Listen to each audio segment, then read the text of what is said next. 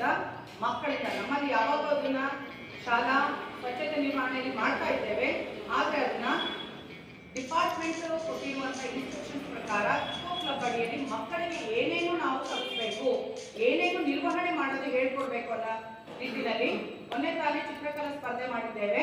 ಹಾಗೇನೆ eco club ಅಡಿಯಲ್ಲಿ ಏನಿದು ಘನತ್ಯಾಜ್ಯ ನಿರ್ವಹಣೆ, ಏನು ತ್ಯಾಜ್ಯ ನಿರ್ವಹಣೆ, ಸಾಲಿಡ್ ವೇಸ್ಟ್ ಮ್ಯಾನೇಜ್ಮೆಂಟ್ ಆಗಿರ್ಬೋದು, ಅಥವಾ ಏನಿದು ಗಾರ್ಬೇಜಸ್ ಹೇಗೆ ಡಿಸ್ಪೋಸ್ ಮಾಡೋದು ಮಕ್ಕಳಿಗೆ ಹೇಳ್ಕೊಡ್ಬೇಕನ್ನೋ ಉದ್ದೇಶದಿಂದ ಮ್ಯಾಮ್ ಅವರು ಇದನ್ನ ಅರೇಂಜ್ ಮಾಡಿದ್ದಾರೆ.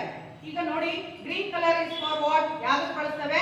ಹಸಿ ಕಸಕ್ಕೆ ಬಳಸ್ತೇವೆ. ಏನೇನು ಹಾಕ್ಬೇಕು ಹಸಿ ಕಸದಲ್ಲಿ?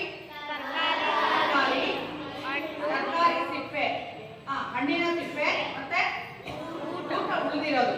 Okay, rotten food. ಓಕೆ, ಈಗ ಧನುಷ್ ಏನ್ ಮಾಡ್ತಾ ಇದ್ದಾರೆ? ಹಸಿ ಕಸ ಹಾಕ್ತಿದ್ದಾರೆ. ಯಾವ್ದ್ರಲ್ಲಿ ಹಾಕ್ತಿದ್ದಾರೆ ಮಕ್ಕಳ? ಗ್ರೀನ್ ಕಲರ್, ಹಸಿರು ಕಲರ್ ಅಲ್ಲಿ ಹಾಕ್ತಾ ಇದ್ದಾರೆ. ಹಾಕಮ್ಮ. ಓಕೆ, ಇದು ಹಸಿ ಕಸ. ಈಗ ರಮೇಶ್ ಏನ್ ಇಟ್ಕೊಂಡಿದ್ದಾನೆ? ಒಣ ಕಸ, ಪೇಪರು, ರೊಟ್ಟು ಅಥವಾ ನಿಮ್ಮ ಪೆನ್ಸಿಲ್ ಶಾರ್ಪ್ ಮಾಡಿರೋದು ಅದಾಗಿರ್ಬೋದು, ವುಡ್ ಇಂದು.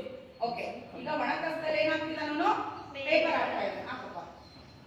ಇದು ಪ್ರತಿಯೊಂದು ಮಗುನು ಈ ತರ ಡೀಸೆಂಟ್ ಆಗಿ ಇದು ಮಾಡ್ಬೇಕು. ಲಾಸ್ಟ್ ಪ್ರತಿಭಾ ಏನ್ ಇಟ್ಕೊಂಡಿದ್ದಾಳೆ? ಪ್ಲಾಸ್ಟಿಕ್ ವಸ್ತುಗಳನ್ನು ನಾವು ಯಾವ್ದ್ರಲ್ಲಿ ಹಾಕ್ಬೇಕು? ಸಪರೇಟ್ ಆಗಿ ಅದು ಬೇರೆ ವಿಂಗಡಣೆ ಮಾಡ್ಬೇಕು. ಹಾಕಮ್ಮ. ಪ್ಲಾಸ್ಟಿಕ್ ಇಂದ ಆಗಿರುವಂತಹ ಬಾಟಲ್ ಆಗಿರ್ಬೋದು, ಕವರ್ ತೋರಿಸಬಹುದು.